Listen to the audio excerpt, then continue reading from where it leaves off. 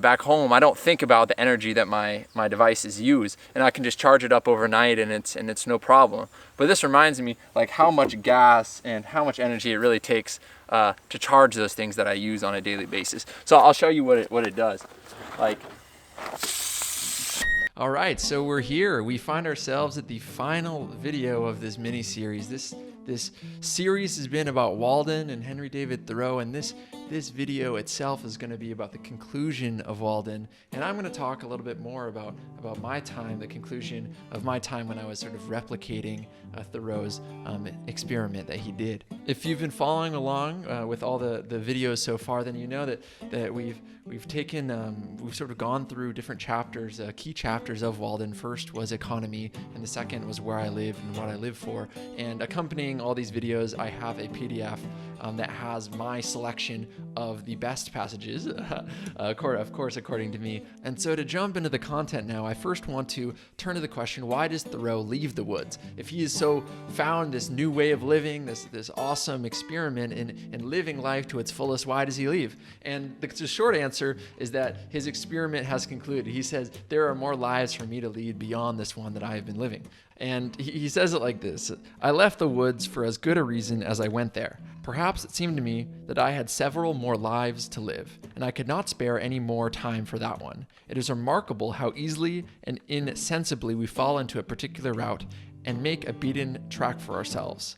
I had not lived there a week before my feet wore a path from my door to the pond side, and though it is 5 or 6 years since I trod it, it is still quite distinct. So I love this sort of image that he puts here, like by talking about his routine and the conformity that he feels to his own routine and the traditions he sort of set up for himself in Walden. He talks about the path that goes from his house to the pond side, and how this path is sort of a metaphor of him falling into his own ruts and there being more to experience beyond the life that he sort of created for himself in Walden. And so that's as good as a justification of any for why he should move on. I now want to jump to sort of two other thematic strong points in this conclusion chapter of the book. I want to narrow in on those to explain why they're important, just like I've done sort of in my prior videos. And the first theme that I want to dial in and really look into is that you already have in your life all that you need to live a fulfilling life. And he says it like this. He says, however mean your life is,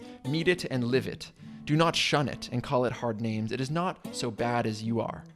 It looks poorest when you are richest. The fault finder will find faults even in paradise. Love your life as poor as it is. And I think poor here, he could mean it literally, but I think he also means it in a more metaphorical sense too. Like everything that you perceive to be low in quality can be investigated, reinterpreted, and made to be full. And the fullest of lives is led in the simplest of ways is really what he's getting at. And so for me, as I reflect about this idea, I think that like coming to Europe is something that I dreamed about for my graduation.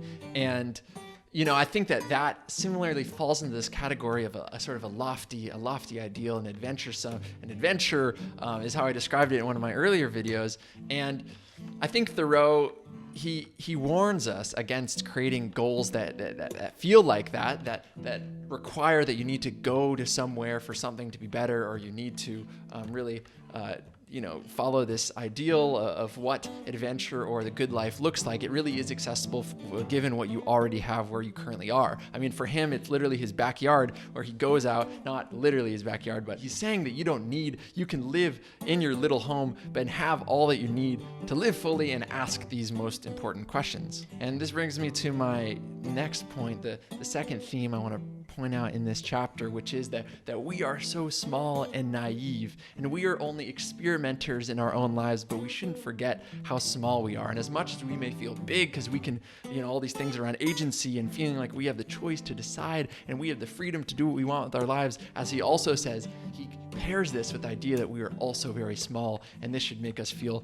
very humbled by our existence and all the questions that we don't know. He says it like this. He says, What youthful philosophers and experimentalists we are. There is not one of my readers who has yet lived a whole human life. Truly, we are deep thinkers, we are ambitious spirits. As I stand over the insect crawling amid the pine needles on the forest floor and endeavoring to conceal itself from my sight and ask myself why it will cherish those humble thoughts, I am reminded of the greater benefactor and intelligence that stands over the human insect.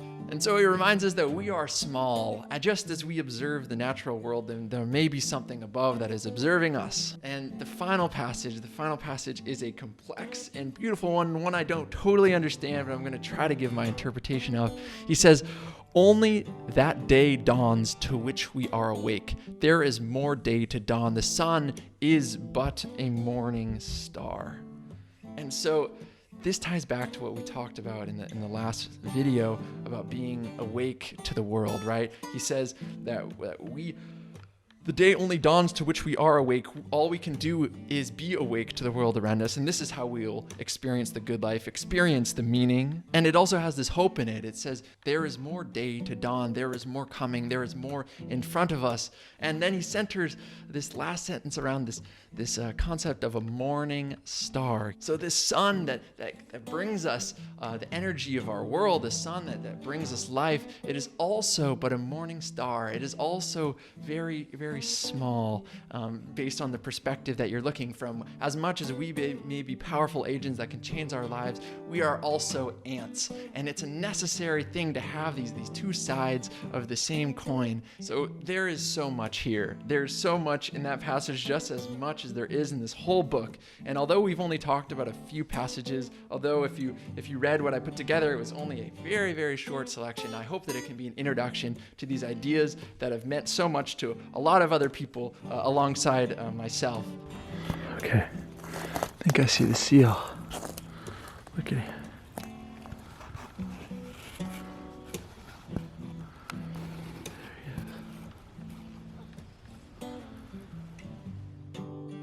I guess Thoreau has impacted me, even if not to change the course of my life. I'm going to remember this brief experiment, and how sometimes it's easier to feel alone in a group of people than by yourself in a cabin, thinking about something that feels important.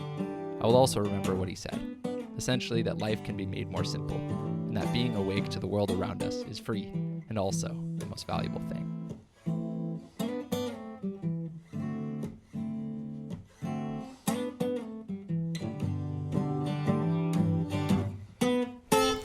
And no, can this world not afford to sleep anymore?